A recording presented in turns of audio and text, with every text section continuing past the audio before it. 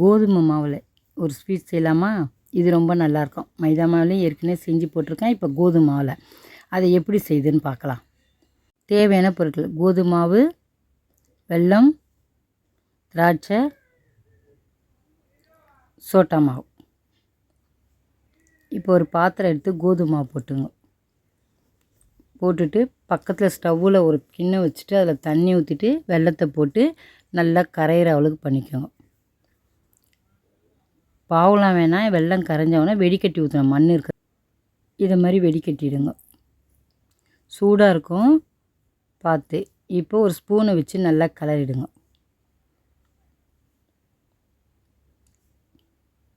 கொஞ்சம் கொஞ்சமாக ஊற்றி கலருங்க.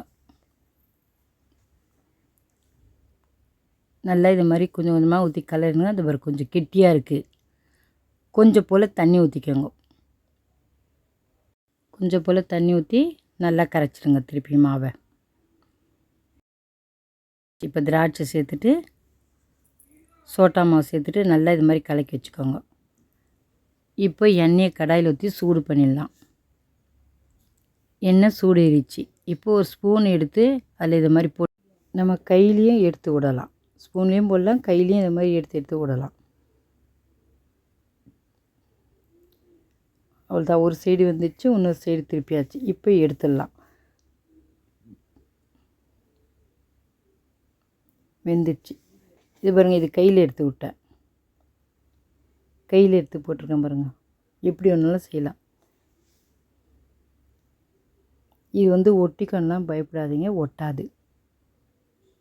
பொறுமையாக இது மாதிரி திருப்பி போடுங்க. எண்ணெய் கையில் பட்டுற போகுது. அவ்வளோதான், திருப்பி விட்டாச்சு. ஒரு சைடு வெந்துடுச்சு, ஒரு சைடு திருப்பி விட்டாச்சு. முதல்ல எண்ணெய் காயிட்டன்னு தூக்கி விடணும்.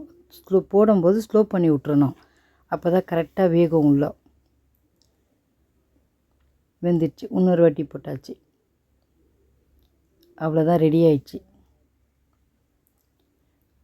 கோதுமை மாவு ஸ்வீட்டு ரெடி ஆயிடுச்சு. சாப்பிட்டு பார்த்துட்டு எப்படி இருக்குன்னு சொல்லுங்கள். நீங்களும் இதே மாதிரி செஞ்சு பாருங்கள். ரொம்ப ஈஸியான முறையில் செஞ்சிடலாம். கோதுமை, வெல்லம், திராட்சை, சோட்டா மாவு 4 பொருள் வீட்லேயே வச்சுருப்போம். அதை டக்குன்னு போட்டு டக்குன்னு செஞ்சிடலாம். லைக் பண்ணுங்கள், ஷேர் பண்ணுங்கள், மறக்காமல் நம்ம சேனலுக்கு சப்ஸ்கிரைப் பண்ணுங்கள். தேங்க்ஸ் ஃபார் வாட்சிங்.